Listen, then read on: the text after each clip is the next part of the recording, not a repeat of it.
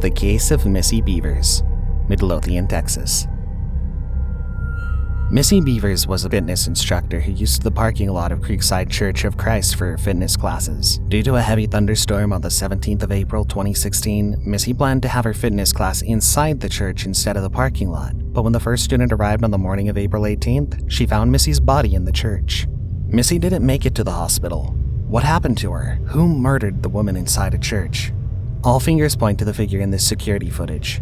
The gender's unknown, but the figure is clad fully in tactical gear, wearing what appears to be a SWAT uniform while walking around the church where Missy Beavers met her end. The figure is wielding what looks like a hammer while ambling aimlessly through the church. At one point towards the end, you can see the figure smashing a door or glass with the hammer.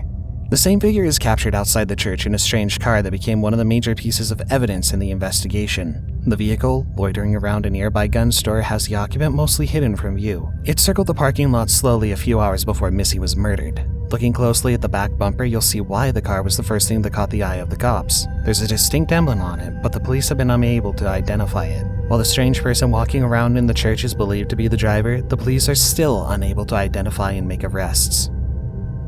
The last footage, Ealing, London. This is the last footage of Miss Anna Jedrzejczyk before her ex-boyfriend, Dennis Akbamade, murdered and tried to decapitate her right in front of her new boyfriend. That's quite disturbing, but not as disturbing as how premeditated and exerting the murder is. Anna moved away at the end of the relationship in the hopes of getting away from the stalker. Yet Dennis lived in Newport, South Wales at the time, traveled 140 miles to inflict 40 stabs on his ex-girlfriend. Anna, called Anya by her friends, had just finished her shift at the restaurant where she worked and was headed home with her co-worker Jack Mescal, who's believed to be her new love interest. Behind them, trailing and waiting for the perfect time to strike, is Dennis in a hoodie and balaclava mask.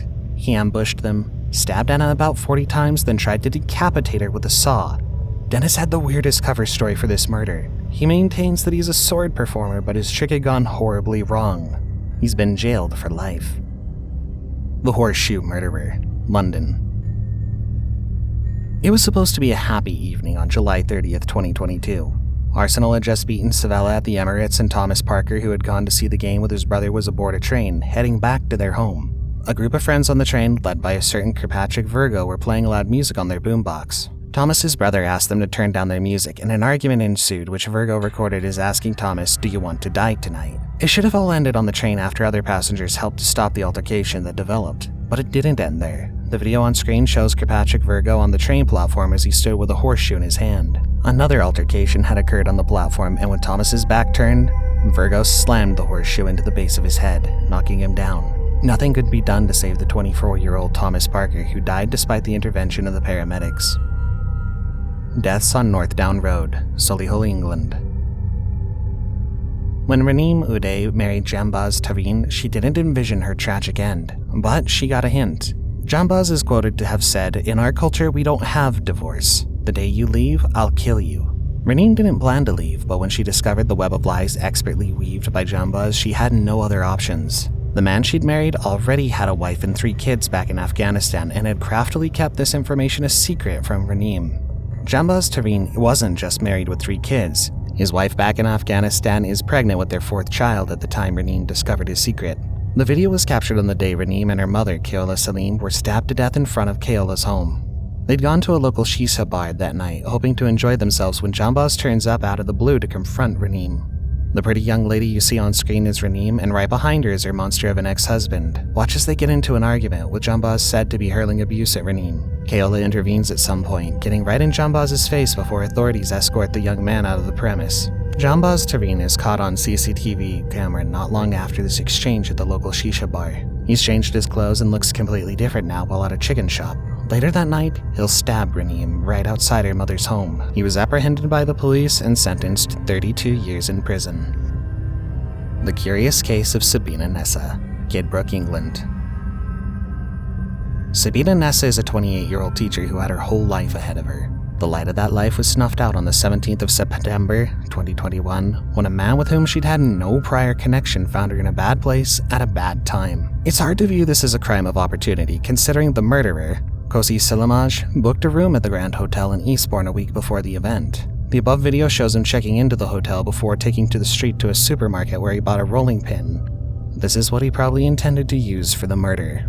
Then driving off back to his hotel, the scariest thing is how Kosi Selimaj looks like just any ordinary person. Prosecution says Kosi was lying in wait at Qatar Park and had snuck up on Nessa, hitting her 34 times with the emergency traffic triangle, which he's believed to have grabbed from his car, thinking it'd make a better weapon than the rolling pin he'd purchased earlier. He carried her off into the woods where he strangled her in a bid to make sure she's completely dead. Miss Sabina Nessa is believed to be the unfortunate victim of Kosi's pre-planned murder, since the two had no prior contact or involvement. The deeply disturbed Jordan McSweeney, London.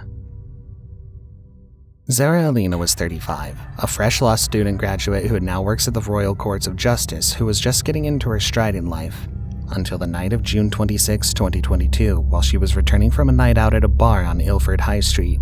That same night as she left that bar, a criminal was just thrown out of another bar for harassing staff and was now roaming the streets. With 28 convictions for 69 offenses, Jordan McSweeney was only released from prison on probation, only dying days earlier. The system attempted to throw him back into jail 2 days before this incident because he hadn't shown up for 2 appointments with his probation officers. He's your quintessential criminal, deeply disturbed, and one who should never have been let out in the first place. Reports say that he'd approached several women that night, all of whom rebuffed his advances before he suddenly stumbled on Zara. He attacked Zara and dragged her into a driveway where he kicked and stamped on her before sexually assaulting her. Zara was found later that night with severe injuries and she died at the hospital. McSweeney was jailed for 38 years. The Knife Murderer, Nottingham, England. The senseless murder of Kiani Kisingao Mabiala, a YouTube music star, is as jarring as anything. He has no connection to his killer and was merely minding his business, speaking on the phone when Mazin Abdelmanin stabbed him in the chest with a knife. Mazin and his friend Paris had been shopping in Nottingham and were waiting at a bus stop. Without rhyme or reason, Mazin stabs him right in the chest. Moments later, he was arrested on a bus as he tried to get away. He's only 19 and has been sentenced to prison for life with a minimum jail term of 20 years. Paddyside in Lincolnshire, Boston, England. The date is the 28th of July, 2022, early evening. Lilia Valitide can be seen playing hula hoops outside an embroidery shop in Boston, Lincolnshire. She's with her younger sister and their mother was only yards away and within earshot. You can see the kids playing on the screen with the hula hoops in Lilia's hand. Her kid sister is right there by her side, but the next thing you see are EMTs rushing to the scene. The mother had heard someone yell "Mom" and rushed out to find Lilia bleeding out and her kid sister standing in shock, watching her big sister grapple with death. Medics were able to get Lilia to the hospital, but she died before anything could be done for her. The young man in the last frame is 22-year-old Davidas Skebas, who had been charged to the court for murder. The Antique Gun, Croydon, England. Luis de Zoysa is an addict with Asperger's syndrome. Besides his deep love for cannabis, his other favorite thing is weapons. He bought an antique revolver off the internet in the heat of the COVID-19 lockdown and manufactured his own bullets right in his home. While he walked the streets of South London on September 24, 2020, the police stopped him and found his 2 favorite things in his bag, cannabis and bullets. Yeah, canisters. Oh. Right, at the moment, I'm placing you under arrest for possession of what I believe to be bullets. You can see de Zoysa. The moment the police stopped him and the bag is in his possession. He was questioned before his bag was searched to reveal its dangerous contents. He was charged with possession, though the cops didn't find the gun on him, only the bullets and the cannabis. He was taken down to the Croydon police station to be processed. It was at this point that all hell broke loose.